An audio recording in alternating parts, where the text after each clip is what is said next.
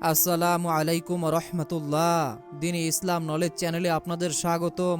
আজ আমি আপনাদের সঙ্গে আলোচনা করব আজ পবিত্র সোমবার দিনে অথবা রাতে যদি আপনারা এই দোয়াটি এবং এই আমলটি করতে পারেন, আল্লাহ তাআলা আপনাদের জীবনের সমস্ত গুনাহকে মাফ করে দিবেন, সকল বিপদ আপদ বালা মুসিবত কেটে যাবে। এবং আল্লাহ তাআলার কাছে কোন দোয়া করেছিলেন হযরত আদম আলাইহিস সালাম, যে দোয়ার বদৌলতে আল্লাহ তাআলা আদম আলাইহিস সালামকে সেই কঠিন বিপদ থেকে রক্ষা করেছিলেন, সেই দোয়াটির আমলটিও বলে দিব। এছাড়াও যে সকল দিনী ভাই ও বোনদের সংসারে ও পরিবারে অভাব অনটন লেগে আছে, কোনোভাবেই যাদের অভাব অনটন পিছন ছাড়ছে না, অবশ্যই আজকের এই আমলটি করে যাবেন। একদিকে সোমবার দিন খুবই গুরুত্বপূর্ণ ফজিলাতপূর্ণ একটি দিন, এছাড়াও রজব মাস চলতেছে। এই রজব মাস অত্যন্ত গুরুত্বপূর্ণ আল্লাহ তাআলার কাছে। নবীজি সাল্লাল্লাহু আলাইহি ওয়াসাল্লামের কাছে এই মাসটির দাম অনেক বেশি। এছাড়াও নবীজি সাল্লাল্লাহু আলাইহি ওয়াসাল্লাম সোমবার ও বৃহস্পতিবার রোজা রাখতেন। এই দিনে যেহেতু নবীজি রোজা রাখতেন, এই দিনটার গুরুত্ব আল্লাহর কাছে অনেক বেশি অনেক বেশি। তাই অনুরোধ করে বলছি, জীবনে একবার হলেও এই আমলটি করে যাবেন। এই উদ্দেশ্যে ভিডিওটি না টেনে একদম শেষ পর্যন্ত দেখতে থাকুন। অনুরোধ করে বলছি, আমরাই প্রথমবার নারীদের ছবি ছাড়া কিংবা হারাম কোনো ছবি ছাড়া ইউটিউব এবং ফেসবুকে ভিডিও দিয়ে থাকছি। এরকম ভিডিওগুলি যদি আপনি আপনার ফোনে পেতে চান, এজন্য অবশ্যই দ্বীনি ইসলাম নলেজ চ্যানেলটিকে সাবস্ক্রাইব করে রাখুন। তো চলুন শুরু করি। মুমিনের জীবনে গুরুত্বপূর্ণ একটি বিষয় হলো দোয়া। প্রিয় নবী হযরত মুহাম্মদ সাল্লাল্লাহু আলাইহি ওয়াসাল্লাম দোয়াকে সর্বোত্তম ইবাদত ও ইবাদতের মূল বলে অবহিত করেছেন। দোয়া মুমিনের জীবনে শক্তিশালী অস্ত্র হিসাবে বিবেচিত হয়েছে। আল্লাহর সঙ্গে সম্পর্ক তৈরি ও ইমানের শক্তি বৃদ্ধির হাতিয়ার হচ্ছে দোয়া। আল্লাহর রহমত ও ক্ষমা প্রার্থনার জন্য বেশি বেশি দোয়া করা উচিত। দ্বীনি ভাই এবং বোনেরা, আমাদেরকে ভুলে গেলে চলবে না। আমাদের যে কোনো সমস্যাই হোক না কেন, যত বিপদ আপদ বালা মুসিবতই আসুক না কেন, আমাদের জীবনে যত সমস্যাই থাকুক না কেন, আমরা কিন্তু আল্লাহর কাছেই দোয়া করব। কেননা আমাদের এই সমস্যাগুলো পরিত্রাণ এবং এই সমস্যা থেকে বের হয়ে আসার জন্য আল্লাহই আমাদের সাহায্য করবেন। পৃথিবীর কোনো মানুষ দ্বারা আপনি সাহায্য পাবেন না। হতে পারে কারো ওসিলা থেকে আল্লাহ তাআলা আপনাকে সাহায্য করবেন, কিন্তু সাহায্যটা আল্লাহর পক্ষ থেকেই আসবে।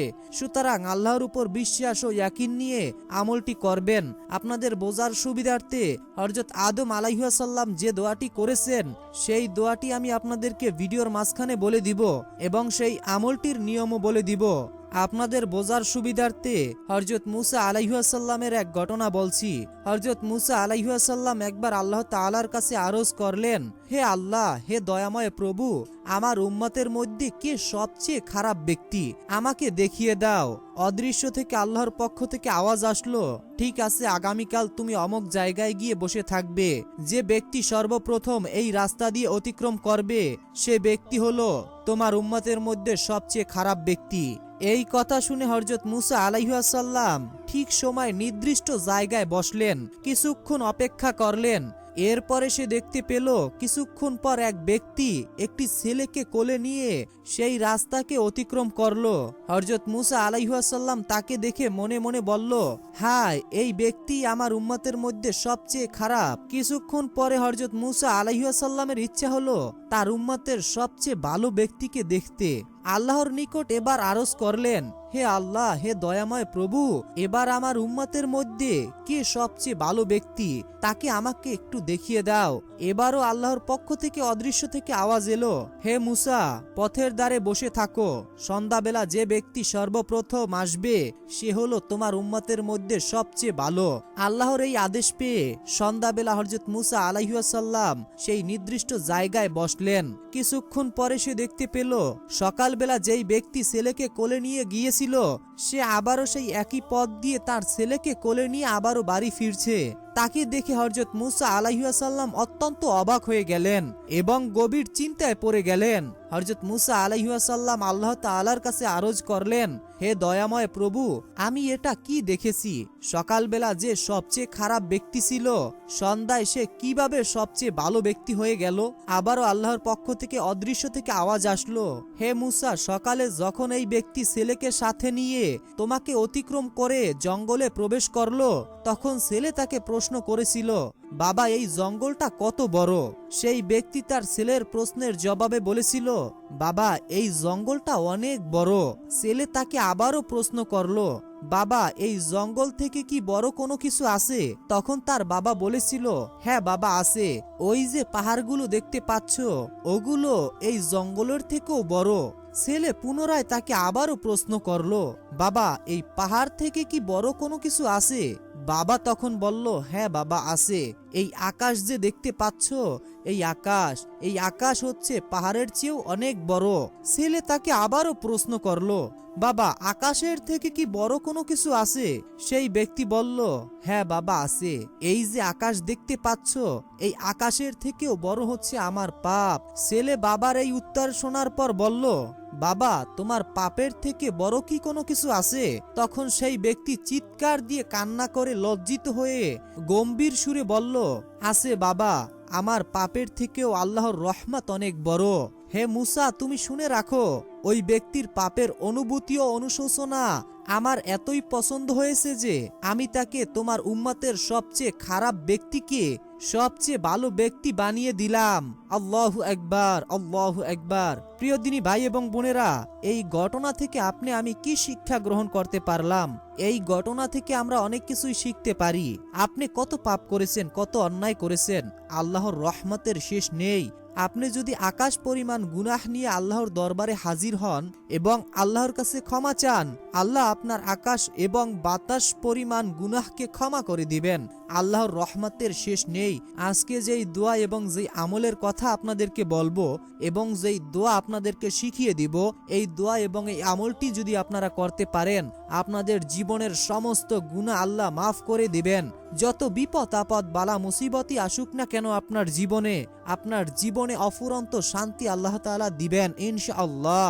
তো প্রিয় দিনী ভাই এবং বোনেরা, আমলটি এবং দোয়াটি জানার আগে আমরা পবিত্র কোরআনের একটি সূরা শুনবো। কেননা আমরা অনেকেই আছি পবিত্র কোরআন পড়তে পারি না, এবং যারা পড়তে পারি অনেকেই আছি যারা কাজের ব্যস্ততার কারণে পবিত্র কোরআন খুলে পড়ার মতো সময় হয় না। তাদের জন্য পবিত্র কোরআনের এই সূরাটি নিয়ে হাজির হয়েছি। কেননা আমরা জানি যে কোরআন তেলাওয়াত করলে যেমন সওয়াব পাওয়া যায়, যেমন নেকি পাওয়া যায়, তেমনি কোরআন তেলাওয়াত শুনলে একই নেকি এবং একই সওয়াব পাওয়া যায়। আপনি যদি কোরআনের এই সূরাটি শুনতে পারেন, প্রতিটা হরফে আপনার আমলনামায় 10টি নেকি ফেরেশতারা লিখে দিবে। যতক্ষণ এই সূরাটি শুনবেন আপনি, ততক্ষণ আপনার উপর আল্লাহর রহমত নাজিল হবে, ততক্ষণ আপনার উপর থেকে বিপদ আপদ বালা মুসিবত সরে যাবে। আপনি যদি এই সূরাটি আপনার ঘরে জোরে জোরে বাজান, আপনার ঘর থেকে সকল প্রকার ক্ষতি আল্লাহ সরিয়ে দিবেন, সকল বিপদ থেকে হেফাজত করবেন ইনশাআল্লাহ। মহান আল্লাহর কাছে দোয়া করি, হে আল্লাহ, যে সকল দিনী ভাই এবং বোনেরা আজকের এই সূরাটি শুনবে এবং এই আমলটি করবে, আপনি সকলের জীবনের গুনাহকে মাফ করে দিন, সকলের উপর থেকে বিপদ আপদ বালা মুসিবতকে সরিয়ে দিন, সকলের মনের আশাকে পূরণ করে দিন। যারা অসুস্থ আপনি তাদেরকে সুস্থতা দান করুন, যারা ব্যবসা করতেছে আপনি তাদের ব্যবসার ভিতরে খায়রে বরকত দান করুন, আমিন। কমেন্ট বক্সে আপনি আমিন লিখে উন্মুক্ত দোয়ায় শরীক হয়ে থাকুন, কেননা কে জানে কখন কার মুখ থেকে বলা আমিন আল্লাহ তাআলা কবুল করে নেন। তো আগে আমরা সূরাটি শুনবো, এরপরে দোয়া এবং আমল সম্পর্কে জানবো। তো চলুন সূরাটি শুনে নেওয়া যাক। أعوذ بالله من الشيطان الرجيم. بسم الله الرحمن الرحيم. ياسين والقرآن الحكيم إنك لمن المرسلين على صراط مستقيم. تنزيل العزيز الرحيم لتنذر قوما ما أنذر آباؤهم فهم غافلون. لقد حق القول على أكثرهم فهم لا يؤمنون. إنا جعلنا في أعناقهم أغلالا فهي إلى الأذقان فهم مقمحون. وجعلنا من بين أيديهم سدا ومن خلفهم سدا فأغشيناهم فهم لا يبصرون. وسواء عليهم أأنذرتهم أم لم تنذرهم لا يؤمنون إنما تنذر من اتبع الذكر وخشي الرحمن بالغيب فبشره بمغفرة وأجر كريم إنا نحن نحيي الموتى ونكتب ما قدموا وآثارهم وكل شيء أحصيناه في إمام مبين واضرب لهم مثلا أصحاب القرية إذ جاءها المرسلون إذ أرسلنا إليهم اثنين فكذبوهما فعززنا بثالث فقالوا إنا إليكم مرسلون قالوا ما أنتم إلا بشر مثلنا وما أنزل الرحمن من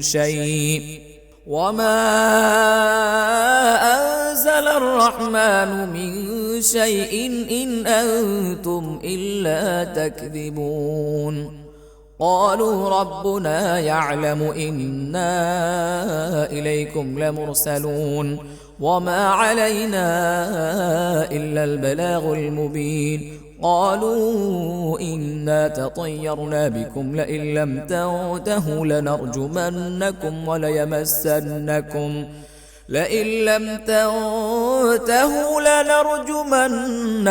وليمسنكم منا عذاب أليم قالوا طائركم معكم أئن ذكرتم بل أنتم قوم مسرفون وجاء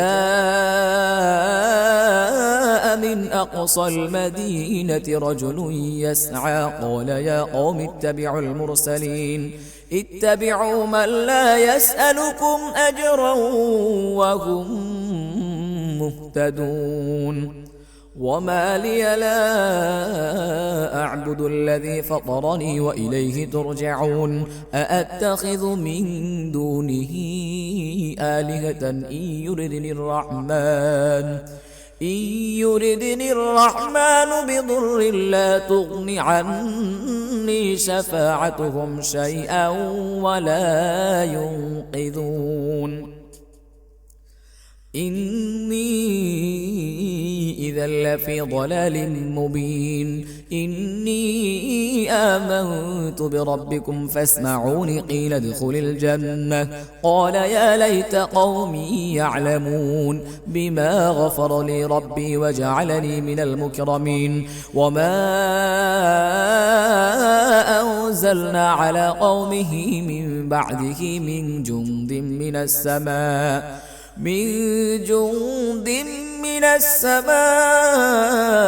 وما كنا منزلين إن كانت إلا صيحة واحدة فإذا هم خامدون يا حسرة على العباد ما يأتيهم من رسول إلا كانوا به يستهزئون ألم يروا كم أهلكنا قبلهم من القرون أنهم إليهم لا يرجعون وإن كل لما جميع لدينا محضرون وآية لهم الأرض الميتة أحييناها وأخرجنا منها حبا فمنه يأكلون وجعلنا فيها جنات من نخيل وأعناب وفجرنا فيها من العيون ليأكلوا من ثمره وما عملته أيديهم أفلا يشكرون سبحان الذي خلق الأزواج كلها مما تنبت الأرض ومن أنفسهم ومما لا يعلمون وآية لهم الليل نسلخ منه النهار فإذا هم مظلمون والشمس تجري لمستقر لها ذلك تقدير العزيز العليم والقمر قدرناه منازل حتى عاد كالعرجون القديم لا الشمس ينبغي لها أن تدرك القمر ولا الليل سابق النهار وكل في فلك يسبحون وآية لهم أنا حملنا ذريتهم في الفلك المشحون وخلقنا لهم من مثله ما يركبون وإن نشأ نغرقهم فلا صريخ لهم ولا هم ينقذون إلا رحمة منا ومتاعا إلى حين وإذا قيل لهم اتقوا ما بين أيديكم وما خلفكم لعلكم ترحمون وما تأتيهم من آية من آيات ربهم إلا كانوا عنها معرضين وإذا قيل لهم أنفقوا مما رزقكم الله قال الذين كفروا للذين آمنوا أنطعم من لو يشاء الله أطعمه إن أنتم إلا في ضلال مبين ويقولون متى هذا الوعد إن كنتم صادقين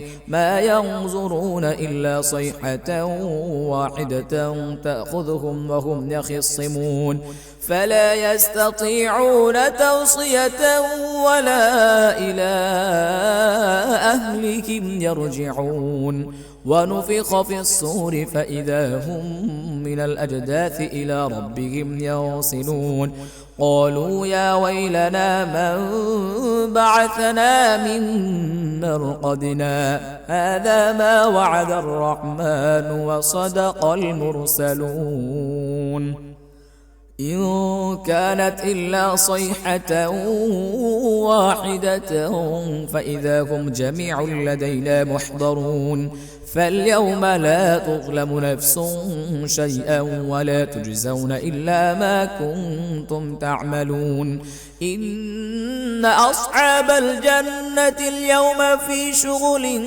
فاكهون هم وأزواجهم في ظلال على الأرائك متكئون لهم فيها فاكهة ولهم ما يدعون سلام قولا من رب رحيم وامتازوا اليوم أيها المجرمون ألم أعهد إليكم يا بني آدم ألا تعبدوا الشيطان إنه لكم عدو مبين وأن اعبدوني هذا صراط مستقيم ولقد أضل منكم جبلا كثيرا أفلم تكونوا تعقلون هذه جهنم التي كنتم توعدون اصلوها اليوم بما كنتم تكفرون اليوم نختم على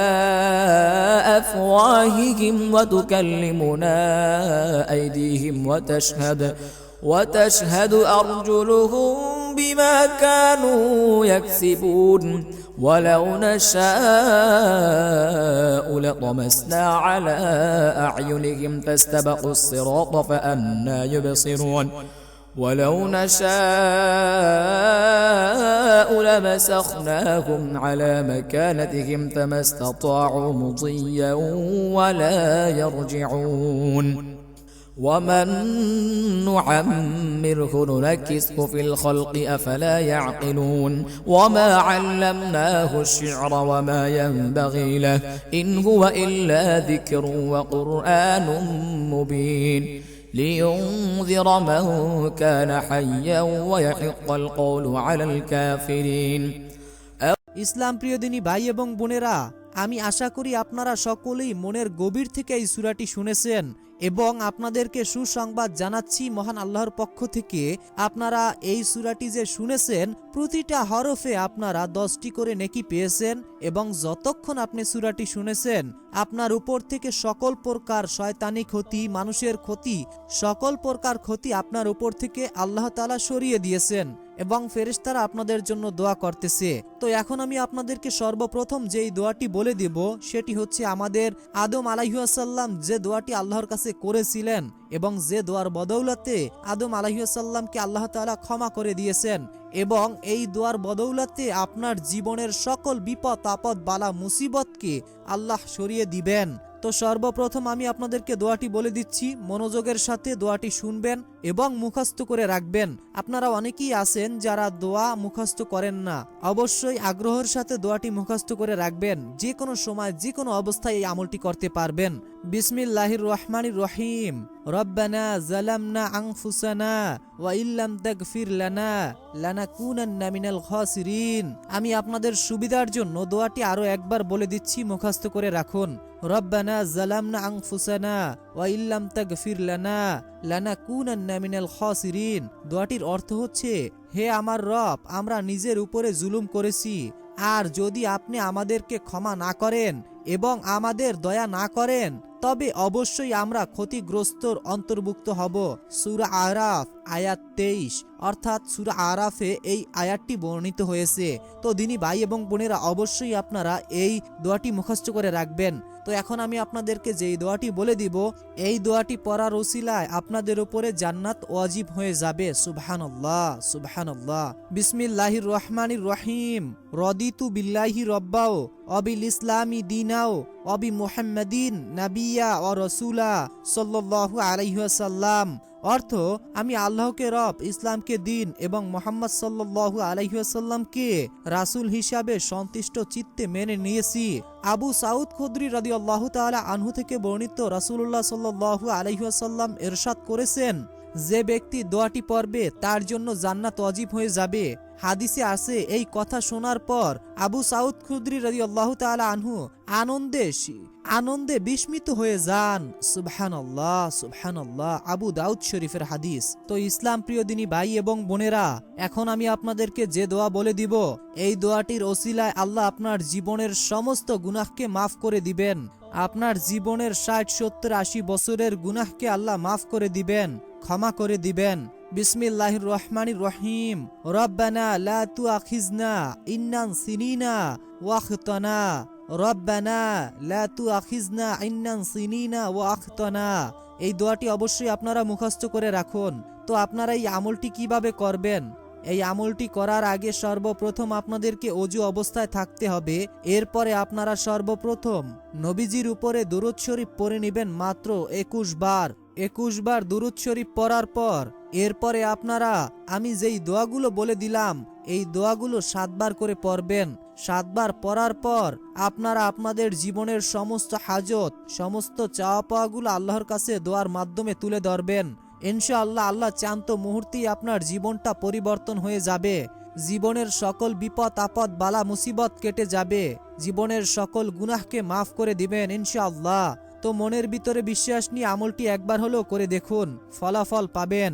তো বন্ধুরা, এই ছিল আমাদের আজকের ভিডিও সম্পর্কে যদি আপনাদের মূল্যবান কোনো মতামত থাকে সেটা অবশ্যই কমেন্টে জানাবেন এবং কার কোন ধরনের সমস্যা রয়েছে সেটা অবশ্যই কমেন্টে জানিয়ে যাবেন। এখনকার মতো বিদায় নিচ্ছি, দেখা হবে পরবর্তীর ভিডিওতে। আসসালামু আলাইকুম ওয়া রাহমাতুল্লাহ।